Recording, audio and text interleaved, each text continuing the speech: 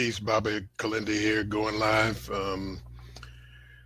Thanks a lot for chiming in, everyone. Hope you can hear me. The impact of psychedelics going into the second half of the 20th century has been profound. Ever since, you know, uh, mescaline and Albert Hoffman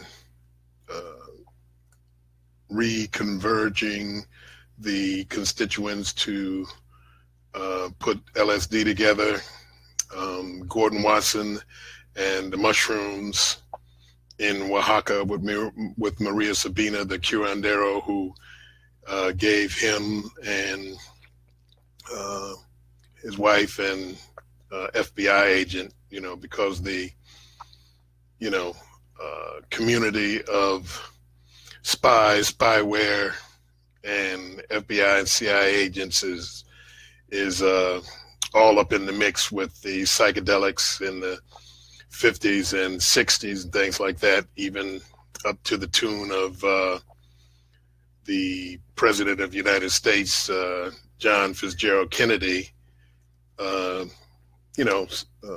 smoking bud and dropping acid in the White House with his mistress, Mary Pinchot Meyer, who basically was learning from Timothy Leary how to do acid sessions, and she turned on the president. And acid had a very prominent role in his peace initiatives and not wanting to expand into Vietnam, which is one of the reasons why he was bumped off by his vice president, Lyndon Baines Johnson, who was the, y'all think Trump was bad. Trump is bad. Lyndon Baines Johnson was a psychopath. My opinion, just my opinion, you got many people who have, of course, theories on JFK and why he was assassinated, things like that. But the biggest, the top of the heap was Vice President Lyndon Baines Johnson, who was on his way to prison. And the only reason why he didn't go to prison was because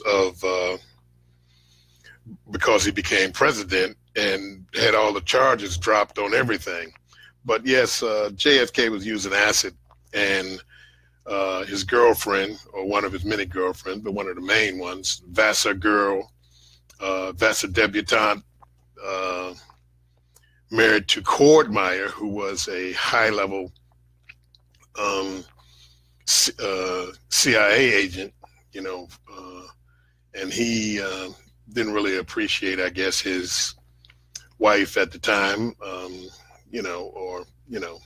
them parting ways and her having sexual relations with the President of the United States. But they were definitely dropping acid in the White House, along with smoking bud,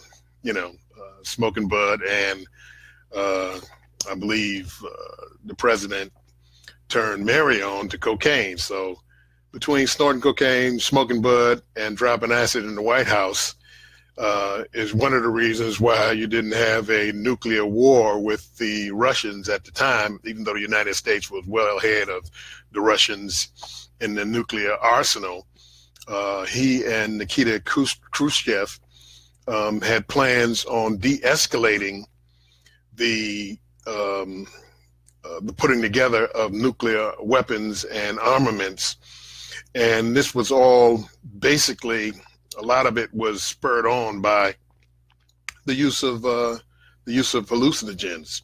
So the impact from the time when Gordon Watson went to Mexico, ate the sacred mushroom, came back, wrote the article in May of 1957, Life magazine, about the sacred mushroom, which basically drove a lot of the young intellectuals at Harvard and Princeton and Yale and all those places and a bunch of folks who were just hanging out in the early part of the 60s, Ginsberg and the rest of those guys, the East Village folks and all that kind of stuff.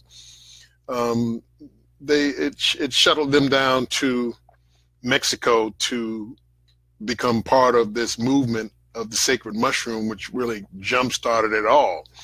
And then when Timothy Leary, Gordon Wasson, and others basically, Timothy Leary switched over to LSD, and the LSD early experiments in prison and things like that. This gave his girlfriend, who was Mary Meyer, who was eventually, not long after President Kennedy was assassinated, she was also killed in Georgetown under mysterious circumstances. And, it just goes on and on and on, the deep, dark hole of the United States politics of the last 50 years of the United States, where still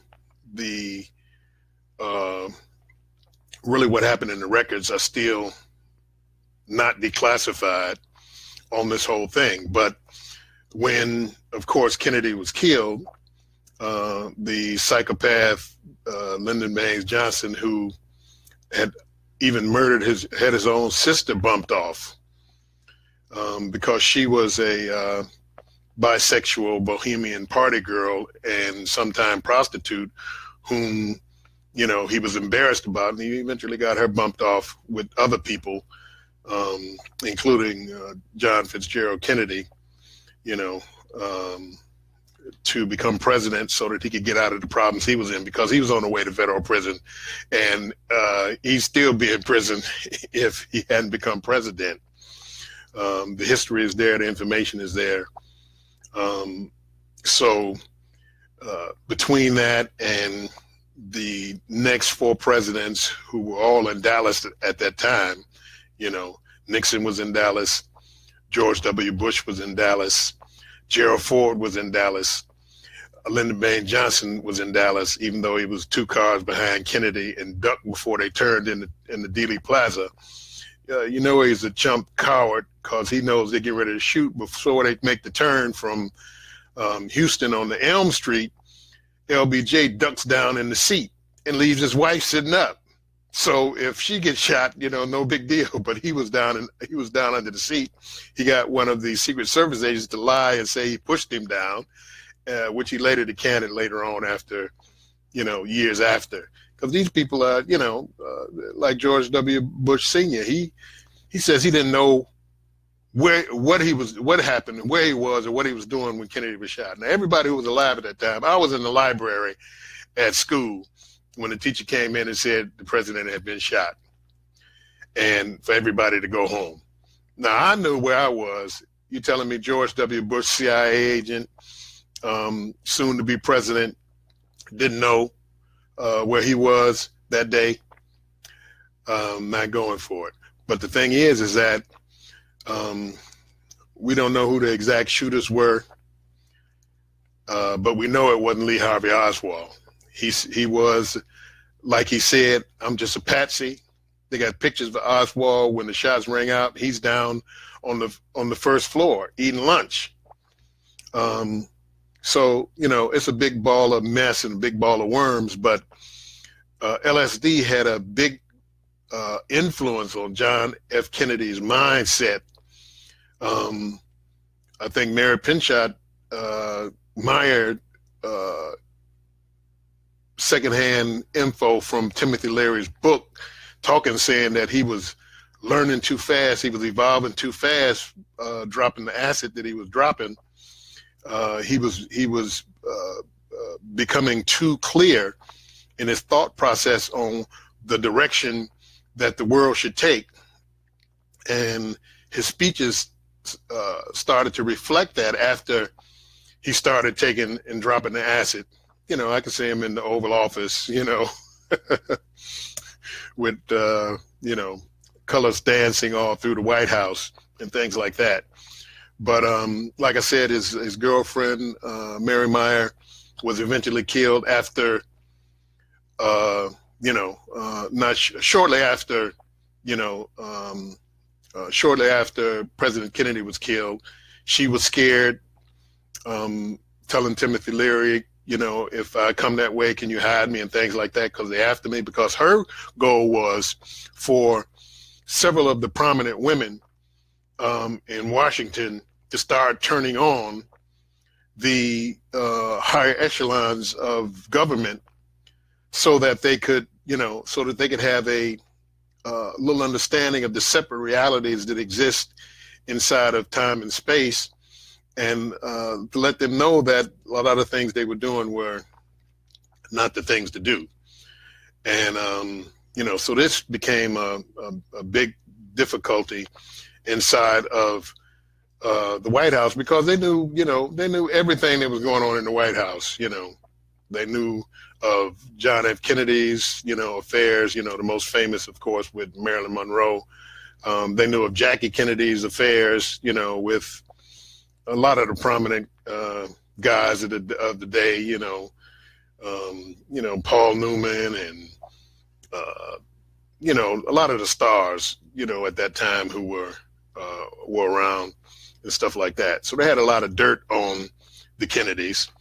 That's how LBJ became vice president in the first place, because he wasn't a pick at all for being vice president, but he had compromising information that he was going to give to Richard Nixon, whom Kennedy was running against, if he didn't become vice president. And when they said, why were you leaving a job that had so much power for the vice presidency, a job that has no power? He said, well, there's a 1 in 4 chance that he won't make it through the whole presidency and I'll be president. This is a guy who would have cabinet meetings while sitting on the toilet having a dump. He's the kind of guy that would stick dynamite in the butts of dogs and blow them up. It was reported that in his earlier years, he beat a donkey to death with a bat. He was just a nasty, bully, psychopathic maniac. And so, Trump is not that bad if you compare him to JFK. I mean, to LBJ, as far as as far as that goes. So we have to understand that, LSD was part of the peace movement, not just in Haight-Ashbury, in San Francisco, and in, other places around the world, in London, the psychedelic crowd in London in the 60s and things like that. But it went to the highest echelons of power because JFK was smoking bud, snorting cocaine, and dropping acid in the Oval Office in the White House. And it made an impact on his decisions to not escalate the war, really to escalate into war, with Vietnam, and to make some deals with Khrushchev and Russia not to continue to push the agenda of the military industrial complex, of which President Eisenhower, the predecessor of John F. Kennedy, warned the world about in his last speech. He said, we must beware the military industrial complex. And so as John F. Kennedy was evolving through the utilization of the semi-synthetic tryptamine hallucinogen LSD, and his views in world politics were being influenced by him dropping the acid in the White House. If he'd had mushrooms, he may have still been here. Maybe he could have saw what was happening, but he kind of knew the handwriting on the wall, because they buffaloed him into going to Dallas. And all of those folks, just happening to be there, and just for 30 and 40 years not knowing where they were or what was going on when Kennedy was shot. And then when they finally remembered, stories changing between this article and that article and things like that. Nixon's stories changing, George W. Bush Sr., his stories changing, Gerald Ford being on the Warren Commission, and basically being a puppet for that, and eventually becoming president and pardoning Nixon is all part of the whole connection with the psychedelics and world politics that went on at the time and is, I'm sure, still going on, because these people know what these things are and what they're doing. They have secret things going on as far as the utilization of things like DMT and DMT drips, where people can be in continued states of psychedelia and report back information from the hyperdimensional realms to things like DARPA and other things like that. So, it's all connected. It's all connected. So just wanted to share some of that information. So, when folks say, well, what has LSD ever done for the world? LSD stopped you from getting nuked by the Russians back in 1962, because the president was dropping acid. That's basically it. We have coming up Thursday on the Entheogenic Explorer, we have Rob Henson coming back, and we'll be talking about the Nazi super soldier program, Super Strength, how Marvel is connected to the new super strong soldiers which are being produced. We'll be talking about that. We'll be finishing up the Gilgamesh information, talking about Nimrod. We'll be talking about Hercules. We'll be talking about the upcoming Infinity Wars, how that plays out, and how Wakanda is playing a key and pivotal role in the extended Marvel cinematic universe, when Thanos comes and basically jacks all of the Marvel characters up. We'll be talking about that also. That's this Thursday, 7 p.m. Blog Talk Radio, the Entheogenic Explorer program. We'll put a link up on the Facebook pages. Of course, we're filling up quickly for the Food of the Gods tour, which is in the mountains of Oaxaca, Mexico, June 15th, 16th, and 17th. Where we will be smoking the toad on top of the mountain and eating the food of the gods, the thunder mushrooms that grow where lightning strikes in the mountains. That's what we'll be doing. So get with me on Messenger or Facebook if you're interested in that. And of course, we have the world-class, world-famous Detroit Psychedelic Conference coming up in August.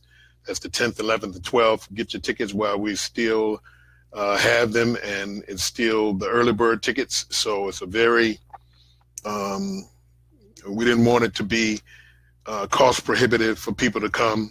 Some of these conferences can be $500 and $600 for the conference. This conference isn't like that. Go to DetroitPsychedelics.com. That's psychedelics with an S. DetroitPsychedelics.com. It's on the website.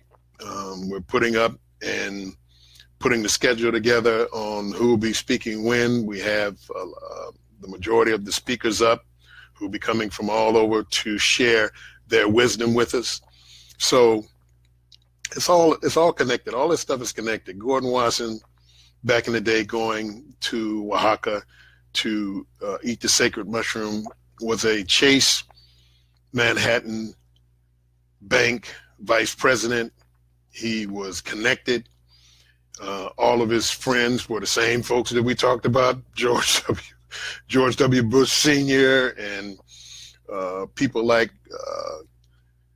Clay Bertrand or Clay Shaw. If you watch the JFK movie, the the only person that was charged with the JFK assassination, who was a CIA operative, OSS operative. He's the one who ran Operation Paperclip, bringing the Nazis into the United States after they should have been hung in Nuremberg, to start the space program and the secret space program.